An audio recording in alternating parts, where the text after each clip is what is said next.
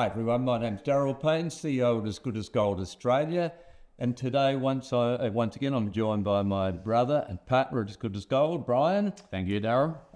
And look, today both Brian and I are very excited. We have a new and very special guest. I speak of none other than the one and only Mr. Gregory Mannarino. And Greg Mannarino has been referred to as the Robin Hood of Wall Street. He is an active and full-time trader of the capital markets with a worldwide following. He is the author of the book, A Not So Random Walk on Wall Street.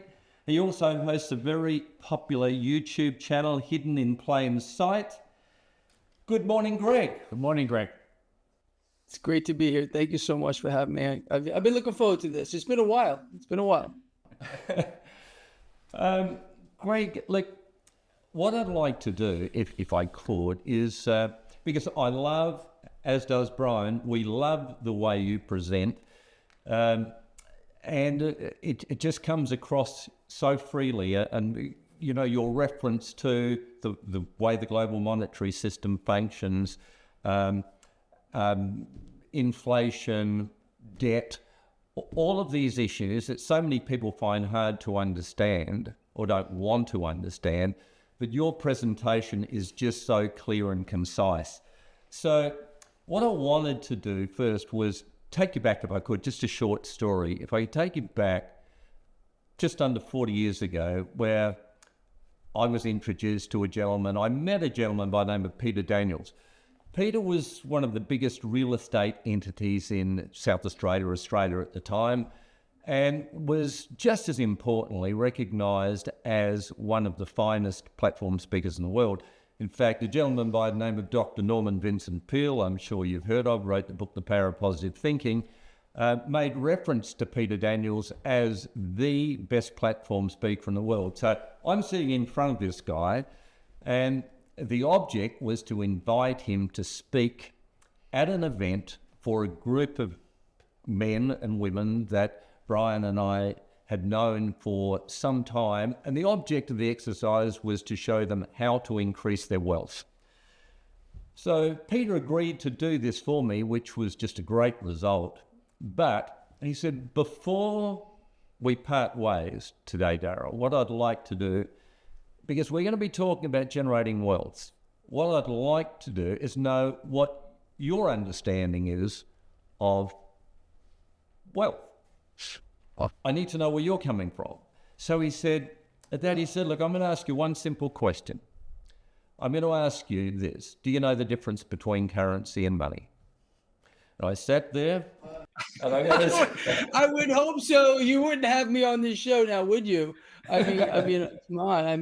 But you know, it's an interesting question because a lot of people don't have any clue. No, and nor did I. And that's kind of shocking. You know, if you go, people, look, man, you know as well as I do, I think you've been around long enough to understand that there is a mechanism in place where either it's people don't want to know things or they don't care. And I don't know. I really believe that there are certain people who possess, let's say, a higher level of intellect than the next guy. And it's easier for them to understand concepts, and they're willing to learn. You know, we all have to be willing to learn. I'm willing to learn every day. I try to listen to the people that follow my work, guys like you. You teach me things. You know, I don't want to sit here and pretend I know everything, because I certainly don't. You know, we're all stronger together, and that's just how we operate. What I do, and I think this is why people kind of can connect to me, is I don't sugarcoat anything. I just kind of blast it out, and I try to break things down into its most simple, fundamental, core issues. And that's when people start to say, hold on a minute, this really isn't so complicated to realize how the system works, why it's working, and then maybe more importantly, what they can do about it. And that's really what I'm all about. It's all I focus on, is trying to get to, because look, people hear about Wall Street and finance and economics, and they think it's this whirlwind of like complicated like equations, and it's really not. It really comes down to a cause and effect in many ways, and just a couple of basic, very, very basic fundamental understandings. And once people start to say, hold on a minute, this really isn't what I thought it was. And then they start to come around and they try to, they get it. I try to make it, I'm a little bit freaky from time to time, as you probably know. I try to make it entertaining, and I kind of blow my stack off from time to time because it just seems too easy, to me at least. And I think that kind of gets people to pay attention a little bit. And I'm not saying I go out of my way to do it; it just comes out naturally. It gets as a gift. I have no idea. But really, that's what it comes down to is a level of understanding of people wanting to know, and people who realize, at least I think they do.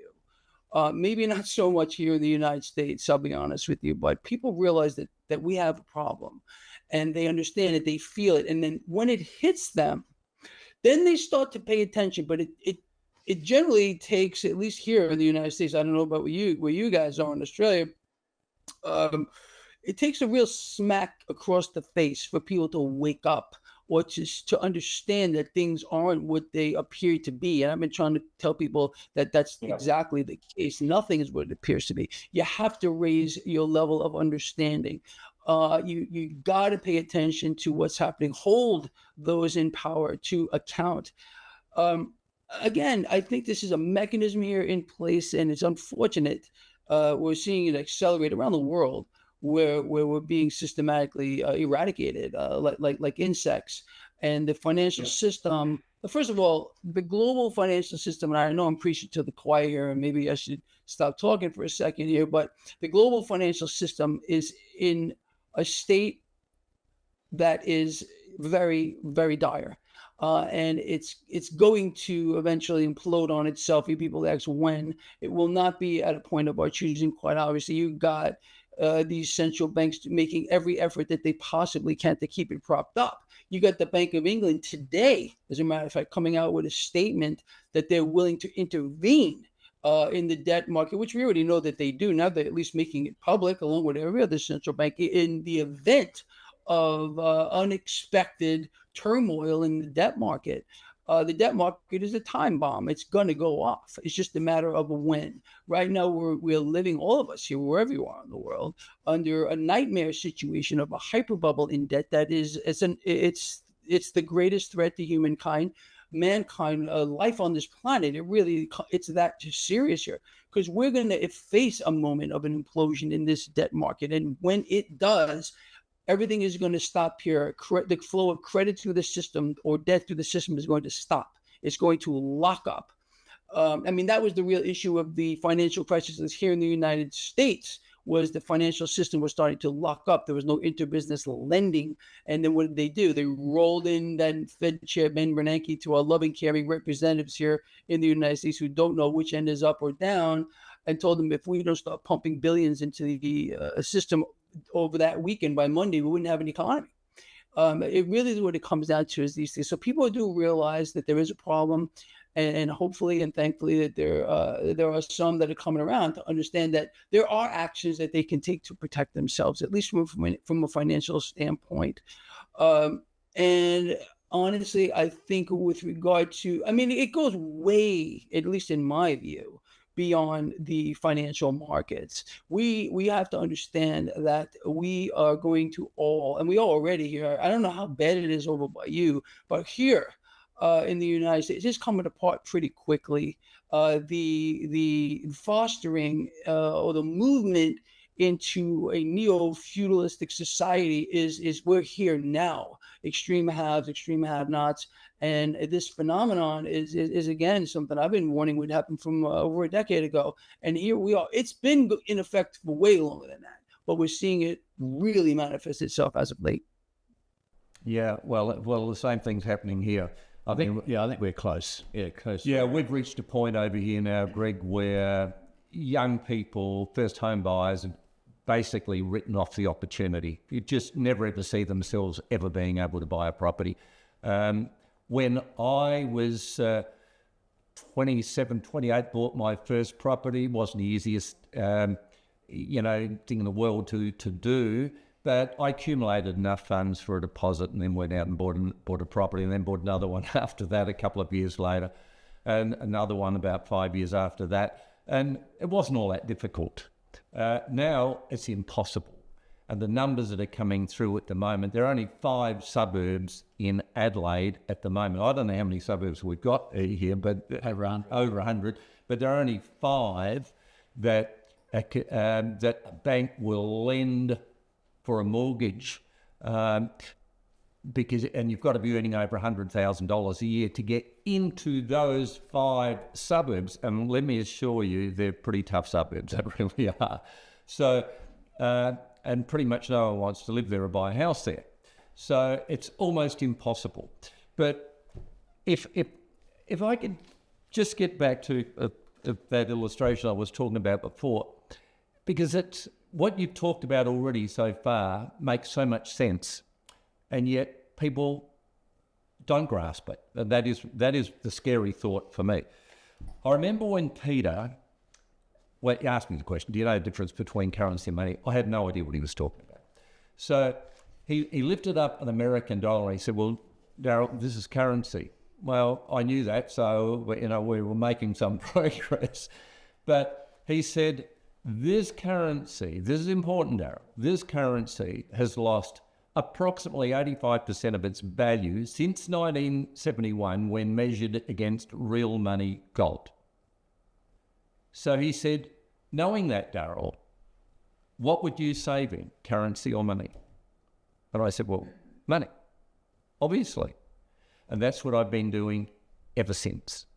So I think it's a pretty simple formula. And what Brian and I have recognised is that when we conduct a presentation, an interview, and we discuss these issues, you stand up at a seminar and everyone comes up to you at the end of the evening and says, that made so much sense.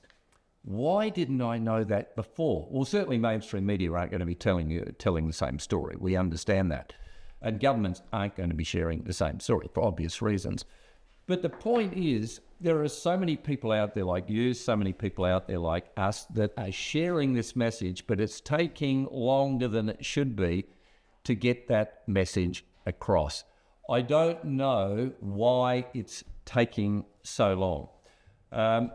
And the world, the governments, mainstream media, full of lies and deceit, and I know you talk about that all the time, but just one illustration, inflation. Our government tells us that they were so happy with the inflation rate going back a few months ago. It was 3.1%, according to them. Now they've got it down to 2.8%. Hurrah.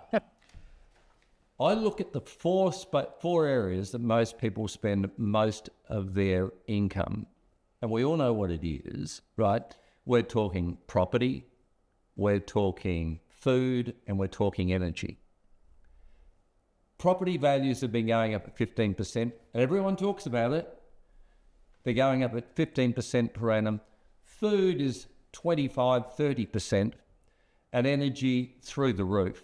And just recently we heard that education for children. Now, if you had a child going to school, over the next 13 years, it's going to cost you $115,000 to send your child to a private school. Now, it works out about $9,000 a year. That's gross income. Let's just say you had 3 children. It's going to cost you $27,000 a year gross income to send them to a public school. I mean, this is just getting out of sight. It's out of control. So, but they'll tell you that inflation is running at 2.8%. I finally wanted to say this, that as I've said to so many people, Greg, you walk into a supermarket, what they're telling you is when you walk into a supermarket today and you purchase $100 worth of, well, let's say you did it a year ago and you purchased $100 worth of food. You go in again today, 1 year later, and you purchase the same amount of food. Do you think it's going to cost you $103.10? Absolutely not. It's going to be more like $130. So we all know we're being lied to. So what we've got to do, and I don't know why so far, but the world is not up in arms and saying, tell us the truth. And that's what we're here for. telling the truth? First of all, what's happening here on a grander scale, at least the way I look at it, is people have been lulled all over the world. I think it seems like where you are too, but I can tell you here, into a state of learned helplessness. It's a real, it's a medical condition where it's Pavlov's dog. They don't know what to do. They think they can't do anything about it. As you said, they throw their hands up and they surrender. Now that's exactly what, in my opinion, they want people to surrender to the current system, only because we're being transitioned into a new one here. The current financial system is teetering on a knife's edge every minute of every day. It all is 100% dependent again on the flow of credit or debt through the world system.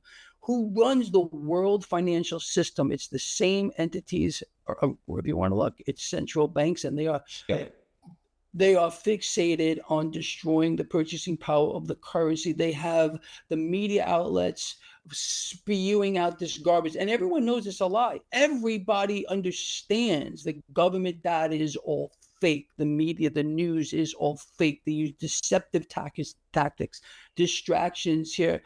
And I think, unfortunately, that's what's going. There are people who are willing to say enough is enough, but the vast majority of people, they don't know what to do themselves. All the stuff that you had outlined about sending children to school and having to make ends meet here, that's all they're focused on. And they're putting their faith again in the wrong places. That is a particular leader is going to make everything better for them. It's going to change everything. And it's an incredible thing to see. Obviously, falsehoods, lies, deception, distraction, that's politics, that's the game. And they lead people astray and telling them what to do, when they're going to do it. I'm going to do this, and nothing ever ends up happening, of course, here. A couple of executive orders here get written in the United States, and people think everything's going to turn around. I think they're all from a very rude awakening. Unfortunately, our current president has aligned himself here with the Federal Reserve and demanding lower rates, which is a currency pushing power destructive device here, and people are going to get wiped out faster moving forward. They'll be playing shell games, moving around cash, cutting spending here only to use it for something else. I mean, it's always the same story. And I don't think it's unfortunately, it's a situation that is occurring just here in the United States. We all understand this is a worldwide phenomenon. But people, look, the issue with people is, again, there are some that are going to see it and some are going to refuse to see it. And most people are going to be in for a big letdown. But I would like to think, honestly, that the people that we, you, me, and your brother here connect to, all three of us here, they get it. And I think collectively we need to get more people on to understand this, because we're all in the same boat. And if we don't band together and unify, we're just going to go down with the ship. There's just going to be some people that are going to survive what's coming here. And most people are not going to. And then I mean, in the literal sense, I feel that we are going to end up in a locking up of the system, or a credit freeze, and where all transactions stop. There's going to be pandemonium in the streets, and people are not going to know what to do. But the government is going to have a solution, problem, reaction, solution. It's always the same. It's just never changes. Go back as far as you want to go. So people do have to understand that, first of all, look, I've been telling people to dump their dollars since day one here. I've been telling people to bet against the system, buy gold and silver, hard assets here. This is how you bet against the debt, become your own central bank. Do what no one's going to tell you that. You think a central bank or a banker or even the president of the United States or president of any nation is going to tell you to do something like that? No. I think people should get their cash out of these institutions. I don't like the commercial banks. They have, first of all, their balance sheets around the world, not just here in the United States, are black holes. This perpetual system of debt creation out of nothing is a curse upon the world. And if people don't start to at least think of ways that they can make the system work for them instead of against them, they are on the losing end. And unfortunately, that's the vast majority of people. Yeah, like no. I have a smile on my face, because the only thing I'm smiling about is that I know there's another person out there, Darryl, things like us, which lead me to a point, and you've more or less typically covered it, but I agree the debt levels are uncontrollable. but all debt levels are based on fiat currency, and if people don't know what fiat currency is, that's a government currency, it's edict, right, that we have to use. And the only way, in my opinion, that we can alter things here for history's sake is that we go back to a gold standard, using gold and silver as money, because that's the only way that we can control debt. You cannot overspend, because in a gold standard, you only use what comes out of the ground, and it's a fantastic philosophy, because I've seen it work. I've looked at the history books, I've seen it work. But the people that don't seem to see it work are our politicians. There's maybe one in Australia that sort of tinkers on it. But what do we have to do to get our politicians to think like we do, Greg? Look, man, they're not on our side, none of them, as far as I'm concerned. But you're absolutely 100% right. I've been screaming from rooftops for I don't know how long that we need to return to a constitutional money system or a gold-backed system here in the United States. And of course, this would be beneficial to the people of the world. I said many times that the government that does this first, that returns us back to a system exactly as you are describing, is one that's going to win. We need to take down these institutions, these central banks. We need to get rid of every single one of these politicians from the top down and replace them with people who actually understand the system, how it needs to work from the bottom up and not from the top down. But unfortunately, this issue of global debt, we're going to see this accelerate here moving forward on a grand scale, because the system, as you know, is debt dependent 100%. The only way you can keep the illusion going, and it's an illusion that it's functioning, is to steal more purchasing power away from the currency. And as central banks should devalue it via the mechanism they're using right now is artificially suppressing rates here, emergency monetary policy, better known as quantitative easing. People don't hear these words anymore. Central banks are now as the number one issues and buyers of debt. They're keeping the system afloat via this mechanism, and the people of the world are paying for it, literally paying for it, with this issue of the skyrocketing cost of living and the rapidly depreciating standard of living. And that's just the way it's going to go. There's no other way. And again, the mechanism, just to keep it going, they must continue to inflate it.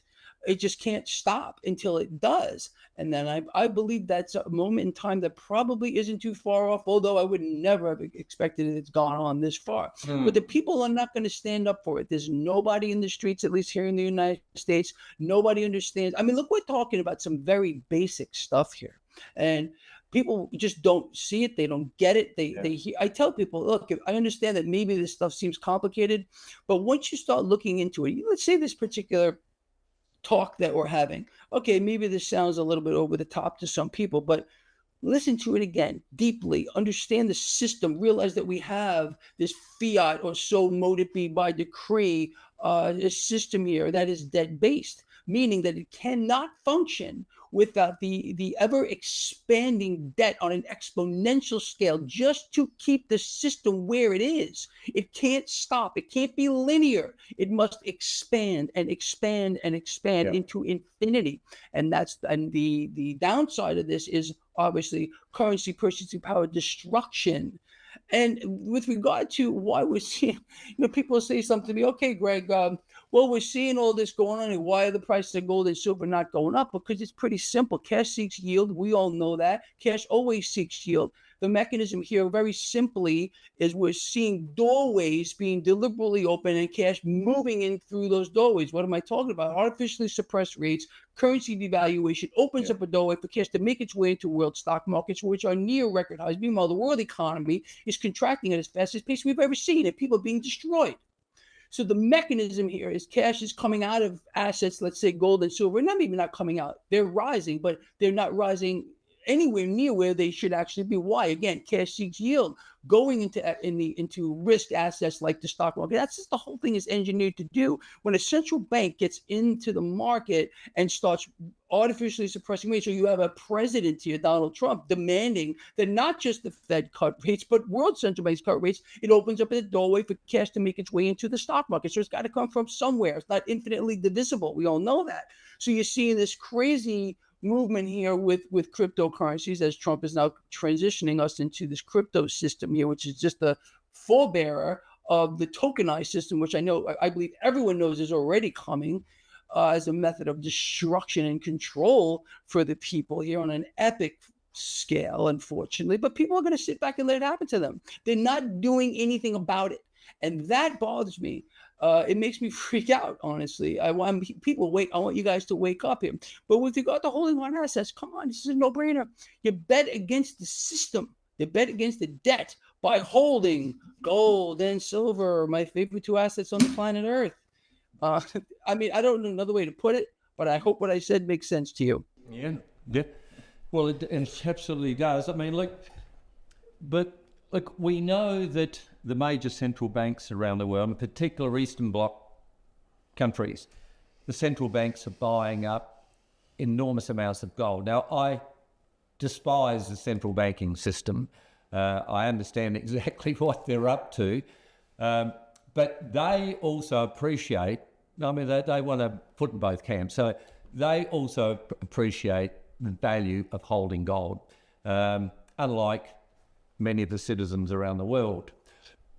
So do you think... Well, they're literally, by doing what you're saying they're doing, and they are. Yep. They're betting against their own system. Think about it. They know their system's coming apart. Correct. So they're holding gold. And it's not just, look, it's all the richest people in the world. Anyone with any kind of sense of anything is gathering as much of this stuff as they possibly can right now. It's, even them, of course. So, yeah, man, mimic what they do. Become your own central bank. Absolutely. Jim Sinclair used to say all the time, become your own central bank. So do you believe that, are we heading back to maybe a gold standard? Will it reach that point or not? What are your thoughts? I don't think so. Here's the issue with why I would say no, and a lot of people would probably disagree with me. Here's the issue. The system is about control. Central banks would lose their control over the people. I was telling people recently, Trump is signing all these executive orders here in the United States, one after the other. I said, how about signing an executive order ending the fiat monetary system and revaluing gold, let's say, I don't know, $50,000, $60,000 an ounce, and going back to a gold standard won't happen. The issue is we could do it if we, the people of the world, there's not enough of us, banded together and demanded that this would happen. What we have is a tyrannical system here that is doing nothing but destroy us all. If we banded together and took back the power that we have, we the people of this world, and I refer to that all the time, we could flip the system. I say, we don't want this. I've been urging people to take action, to do something here. Look, I think the smartest people and the smartest institutions in this world are loading up on gold and silver because they do realize, here's how it's going to work. It's too simple to understand. If we realize how the system works, all we got to know really is a basic concept, how cash moves through the system. When you have this mechanism here of vastly inflating debt, this hyperbubble in debt, which I really believe is the greatest threat to the world right now here, and all that's doing is inflating stock markets and pulling cash out of assets that should be going into gold and silver here, what's going to eventually occur? Think about it. When we get the implosion here in the debt market is going to implode. It's the biggest, most monstrous Frankenstein bubble the world has ever seen. But the caveat is, even though it is, there's not enough debt to support the system. Henceforth, why we're seeing this issue of central banks continuing to inflate. Yep. So eventually, we're going to see an implosion of that debt market at the time of their choosing. Right now, they're buying all the debt right now. They're the number one buyers of debt, and they're keeping rates suppressed. And eventually, at one point, we're going to see a sustained, and it's going to be very rapid sell-off in the debt market, a spiking of bonds yields around the world. And all the benchmarks are going to 20, 30, 40, 50 basis points in a day. That's going to put enormous pressure on the stock markets of the world. And as I tell everyone, currency doesn't fly to money heaven. It doesn't grow little money wings and just fly away. It's going to move. It's going to just move into another reality. In my best, I can't imagine this is going to go another way. It's going to make its way right into hard assets, gold, silver. And I also believe it's going to make its way into cryptocurrencies as well. but that there's no other way that it can play out. And that's why you've got central banks, the richest people in the world, the institutions loading up on gold. And I'm telling you, they're probably holding more silver because silver is more undervalued. How does Greg Mannarino come up with that number? Very simple. I look at the Dow gold ratio, and then I look at the gold silver ratio. I believe, and I would be dumbfounded if it doesn't occur, we're going to get a 1-to-1 ratio Dow gold at one point. Where's the bottom for the Dow? I mean, that's anybody's guess. I think a realistic bottom for the Dow would be 8,000. Could it be lower? Maybe, but that's probably realistic. That would mean $8,000 gold. And with regard to silver, I'm looking at a potential 10-to-1, at least a 15-to-1. So just do the math. I mean, it's a no-brainer here. What the purchasing power of real money is going to have. It's astonishing. And people really better start bringing themselves up to speed as to why things are the way they are and how the flow of money through the markets goes. It's very simple. These are not difficult concepts to understand. Well, it's done it before. I mean, I remember 1971 through to 1980, silver's performance, 3,500%. I mean, I think close into 15-to-1, and 1,000 ounces of silver bought a median property. We never got back there again, but that was real, as it could be again. But you know what it comes down to? It's the derivative market. It's the derivative markets that are a big play here. You got the derivatives of gold and silver dictating the price of the hard asset. It's completely flipped upside down. The derivative market. I mean, we could spend hours just talking about that if we wanted to. But the system, what people need to understand is we're existing in a system of being forced to participate in it that is literally on the edge. It's on the edge. It's the key here again is the debt market, which is a time bomb. It's ticking louder and it's ticking faster. And I think that means that time is running out for people to get themselves on the right side. I have friends of mine, wealthy friends of mine, who don't have an ounce, not one, of gold or not one of silver. It's mind-blowing. It's mind-blowing. I don't understand it. They're whatever it is. Okay, that's fine. I mean, it's kind of a silly investment strategy to not be hedged across the board. I believe that people do need to be hedged across the board. I own a lot of assets. People know I'm an open book. Everybody knows what I'm doing when I'm doing it. Pretty simple, but you got to have this stuff in your portfolio, and then you got to have a lot of it. Period. Yes. Yeah. No, 100%. Yeah. Enormous sense. Makes enormous sense. Greg, a couple of years ago in Australia, we had a parliamentary vote on discontinuing cash as a form of money. Thank goodness it didn't go through. It was well and truly voted against until at least 2030, so 5 years from now. Is it the same in the US? And why, in your opinion, is it important to have cash as an option? What's your thoughts? Well, first of all, I think there's again, right now people are being conditioned to not even use cash. It's pretty obvious. I'll be honest, I almost don't carry cash around. I'm always using my debit card like most people are. And then they lull you into it too. You use your debit card, you get this reward. Use your credit card, you get that reward for it. So people are like, you know what? Look, it's the same as using cash, right? And I could get a benefit by doing so. It's a conditioning thing that they're doing by allowing that mechanism to foster and get into people's heads. Soon, it's going to be cryptocurrency, which is going mainstream. Trump just signed an executive order giving banks access to cryptocurrencies, and they're going to start to allow people to transact in that as well. And some banks already, I know about where you guys are doing this spare change thing where, for example, let's say you deposit a check $100.15. Here, okay, well, what do you want to do with that 15 cents, Mr. So-and-so? You could take that 15 cents and buy Bitcoin. So they really don't want to lulling people into that thing right now. With regard to having cash, you need some cash on hand, absolutely. Because again, why? If we end up in a situation here, and I really do believe we're going to, because that was the underlying issue in 2008. It wasn't the stinking stock market crash that everyone was focused on. It was the fact that the credit markets were drying up. We're in a major liquidity crisis around the world. Henceforth, why we're seeing what central banks are doing, inflating the way that they are.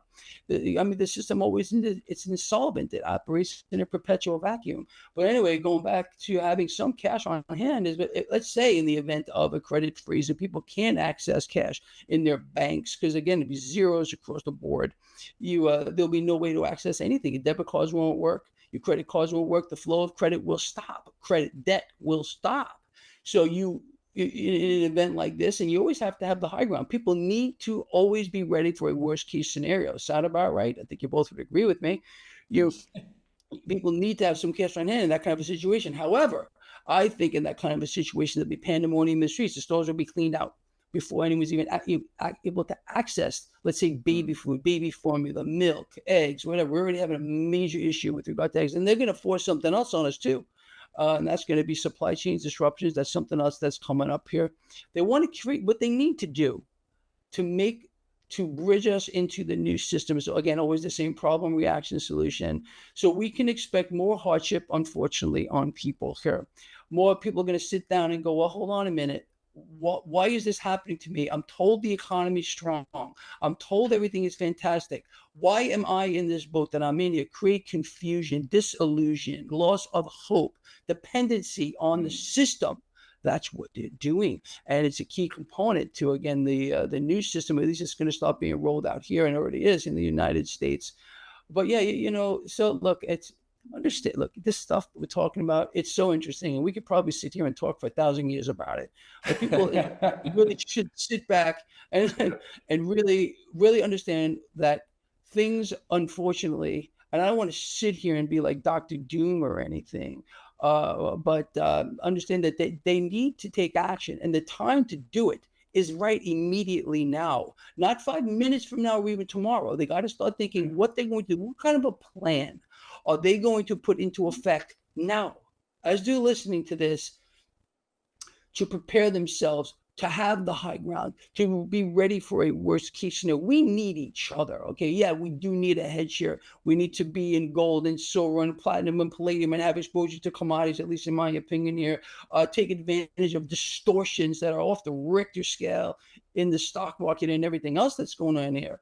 But at the bottom line is, if we don't start coming together here as a people, we're just all done. We really do need to start expanding our relationships, get together with like-minded people, realizing what's happening to us, talk about maybe solutions about what can be done. I mean, with regard to saving the system, it cannot be done. The wheels that are in motion are too powerful. The global corporate agenda will be fulfilled. The multi-billionaires, the trillionaires, the ones that all the wealth is being shoved up to via the mechanism of currency devaluation, the Cantillon effect. You guys all know what I'm talking about here. You know, the access to easy money here, those that get it first, they're the ones that benefit. As they trickle down, we all get wiped out. I mean, This stuff here is, again, fascinating. But people really, really do need to listen to what's being said here. Make up your own mind. Okay, don't believe anything that I'm saying or anybody else is saying here. But just, look, if we're discussing that, maybe, hopefully, someone is saying, whoa, I have never heard this before. Or maybe this is something that I find intriguing. Well, you know what? That should tell you something. And that means you got to start looking into these things and then take action, do something about it. Yeah. Maybe this is the next question. I'll follow on from the last one, and it's mainly in Australia, and it gives you a little bit of what's happening in Australia. So in 2024, last year, we had the growth of the gold price of 36%. Now, I know when we speak to Alistair McLeod, it's always, no, hang on, Brian, it's not the price of gold going up, it's the value of the dollar going down, which I totally respect, and that's the real truth behind it all. But let's look at it this way. The gold price in Australia went up 36%. I think in America it might have been 27, 28. Right now, if we go back exactly 1 year today, this day, 1 year ago, the price of gold is now over 40% in increase in value. 40%. Right. Now, in the last 5 years, the price of gold is risen by 90% in Australia. 90% last 5 years. Now, that's 18% per year. Everybody talks about the S&P 500, the Dow Jones going up, but nobody talks about the price rise of gold. What, Greg, why not? Well, I think it's multifactorial. First of all, people don't, again, going back to what we were talking about, people are told where to look and where to put their money. Most people listen to, let's say, a politician or whatever it might be, or, oh, gold is a barbaric relic. Who said that? Was that Bernanke, wasn't it? Ben Was Bernanke. it? Yeah. Maybe it was him. Yes, I think it was Bernanke. Barbaric relic. Okay. So they listen to that stuff and they don't understand. And then again, people, I'll tell you something that's crazy. People, even at the most basic level, and this happens to me all the time. Hey, Greg, you mean to tell me that you can actually buy gold, real gold and real silver? You mean, really? You can just get it? Yeah, you can. Now, with regard to people, this is what people are told by a lot of fund managers. Okay. Well, hold on a minute.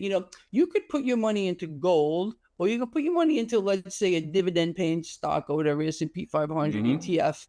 And you're going to get paid a dividend, and it's going to be beautiful, and you're going to watch everything. But again, they don't really talk about what the big grander picture is. Sure, I, like everybody else, I love to get monthly dividends as cash flow. I think that's what it really comes down to, is cash flow. Is people say, okay, hold on a minute now. Gold went up X%, like you said, and it's been absolutely fantastic. Okay, S&P 500 has done X, Y, Z, whatever it might be.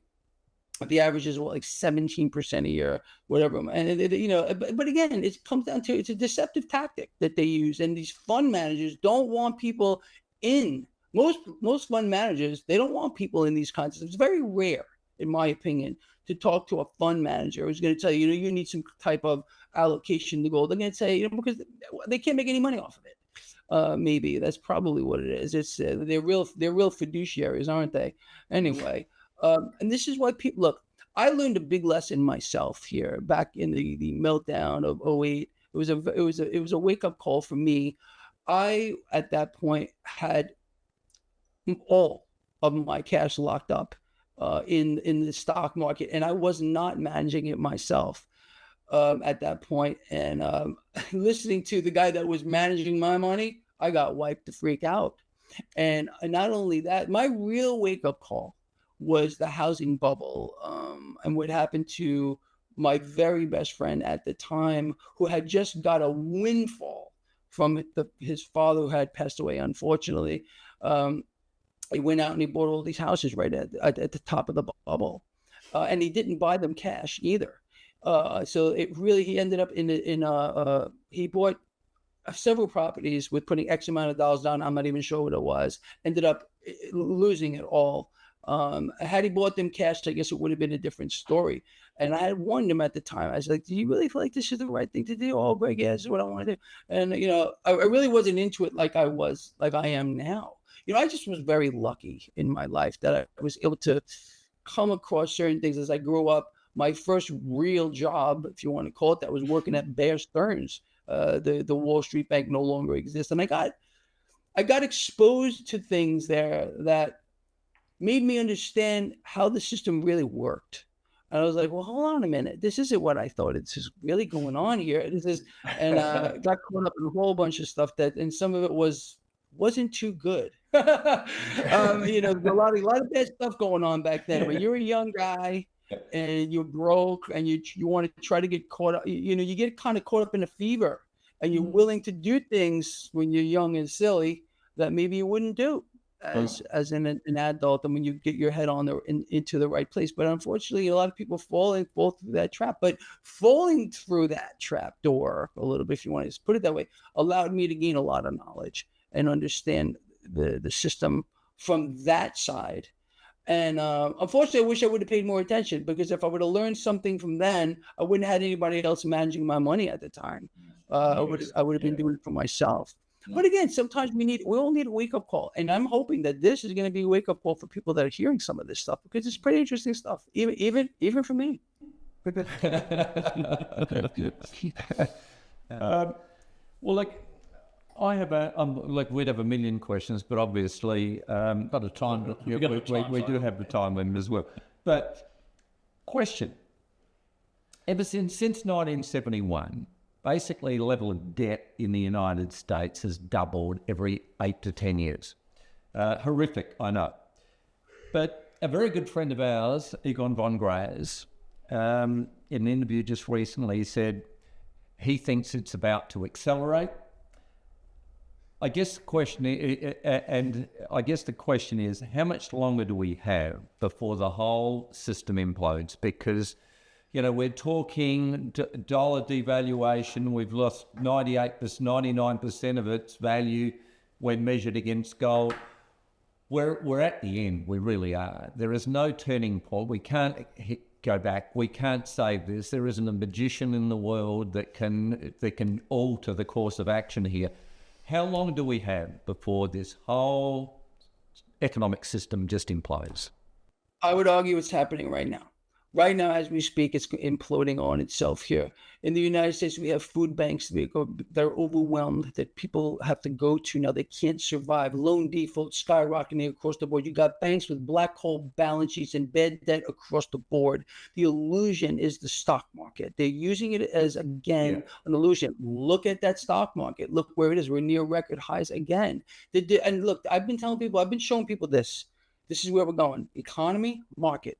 Until we're off the charts, and that's where we are. It's coming apart, and and there's no doubt they must expand the debt exponentially again to just maintain the illusion of where we are. But it's coming apart. People say to me, "Hey, Greg, where's the stock market?" Because the stock market is going to continue going up the faster they devalue the currency on the back of artificially suppressed rates here until it doesn't.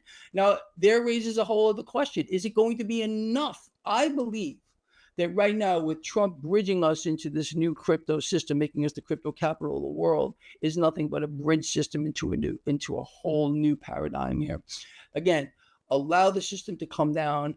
That's what they're going to do. It's already coming apart, fostering the destruction of the current system via the root causes of the devaluation of the currency, devaluing with the currency, artificially suppressed rates here. We could turn this all around if we had a real leader anywhere in the world, again, go back to a gold standard, or even more simple than that. Start demanding that central banks raise rates, give us purchasing power back to the people here.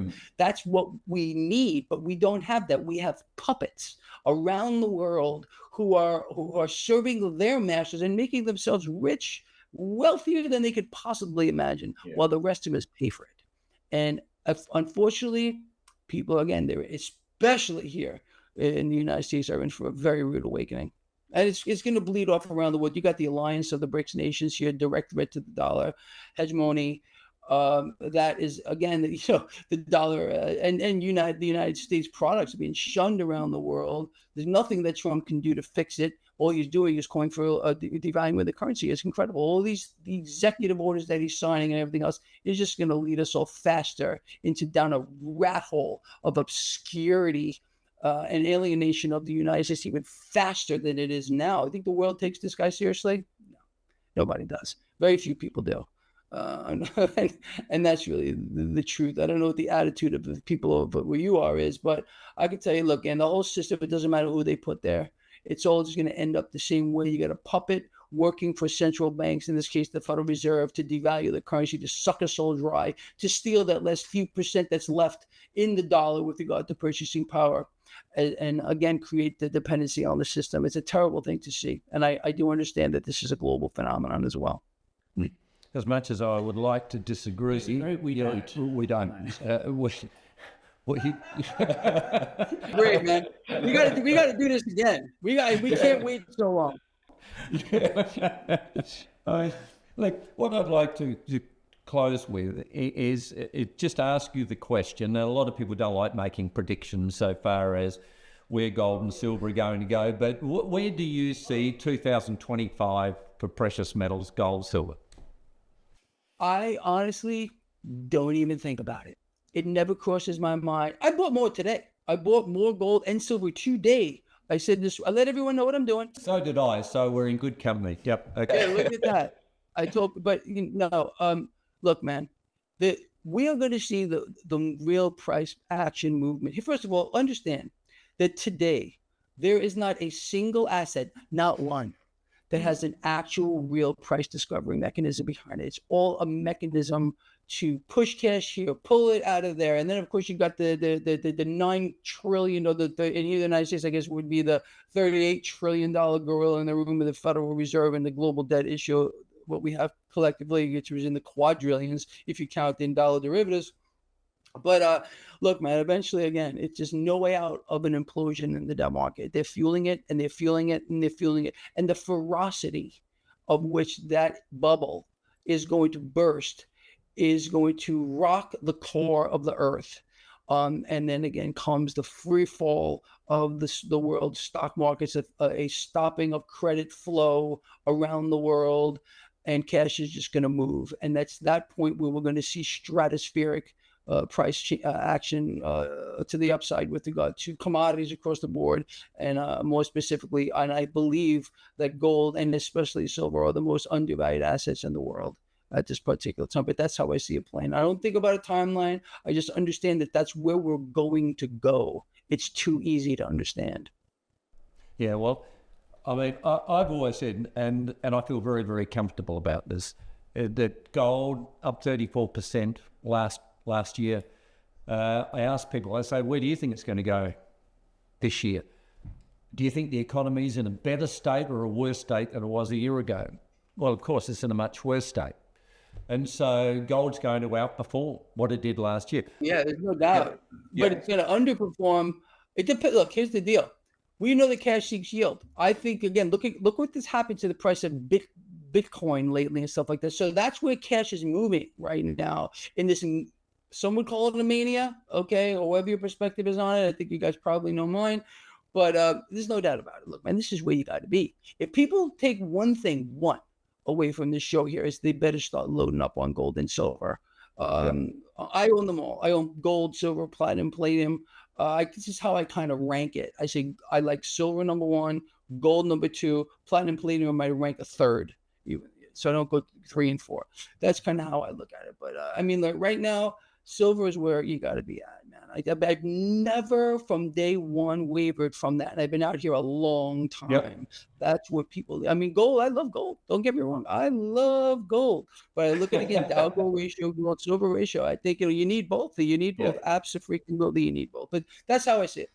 No, it's a fair comment. It was interesting. I sat with Graham Daniels going back, son, and Peter, of course, going back a few months ago. And we had this lengthy conversation about everything we've been talking about today. And at the end of that conversation, I said to him, so Graham, where do you think gold's going to end up this year? He said, Darryl, you know the answer to that. It's just going to keep going up. It'll do what it's always done because it absolutely confirms the mismanagement of fiat currency. That's what it does. And so it's a pretty simple equation, isn't it, at the end of the day? Yeah, absolutely. I just say, how many ounces do you have and how many kilos do you have? So, just get more of it. Yeah. Look, many years ago, a gentleman by the name of Charlie Tremendous Jones. Don't know if you've heard of him at all, Greg, but he was an American motivational individual. But he used to talk about the value of reading books. And he would say in 5 years' time, you're going to be in exactly the same position you're in right now, apart from 2 things: people you meet and the books you read. And Brian and I have been very fortunate. We've met some really capable people. And now, of course, we've been fortunate enough to have connected with yourself. We've added another one. And what I'd like to suggest here is, I mean, we have a pretty significant viewing audience. And I think that they need to learn more and as much as they can. And interviewing you here today, Greg, has been fantastic.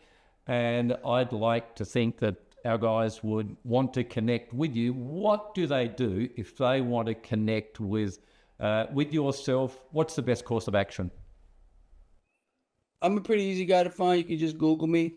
I do have a website called traderschoice.net. You can find me on YouTube. I'm not hiding anywhere. I really hope that we've opened some eyes here today. Really, I really do. I feel so strongly that we have a responsibility to each other, and we got to come together, man. We got to realize what's happening to us. And I want people to, look, this is awesome stuff. And I really hope we get back to do this again soon, maybe a month or so, whatever you guys want. We'll come back on here and have another conversation, because I could be willing to bet that we could talk for hours. Yeah, I agree, 100%, and you're on, Greg, for sure. If I could just finish by saying, and we generally make reference to Peter Daniels, of course, who was responsible for us getting involved in the industry in the first place, and recognising and appreciating the role that gold and silver play in the monetary system. Peter would always say, I do not care what poorly executed economic decisions are made in the world tonight, because tomorrow I'll still be able to party. And he can party because he's wealthy, because he owns gold, he owns precious metals.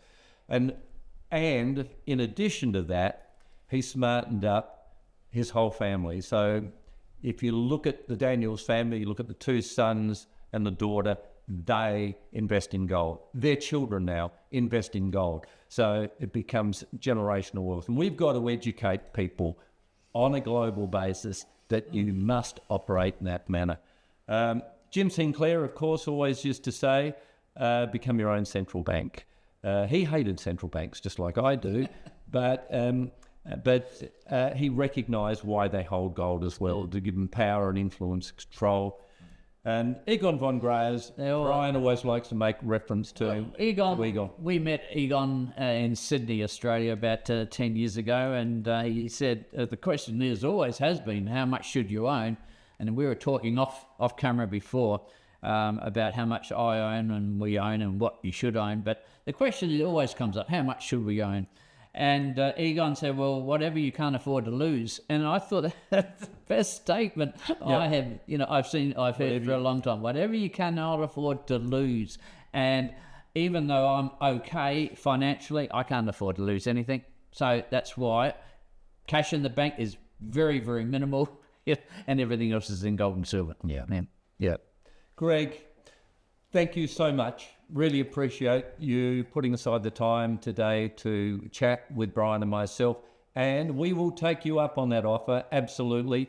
And love to reconnect in a month or so and do it all again. Thank you to our viewers. Thanks for having me. Oh, it's been an honour, Greg. It really has. And thank you to our viewing audience. And once again, all of us, stay well, stay focused, and goodbye for now. Goodbye for now. Thanks, Greg.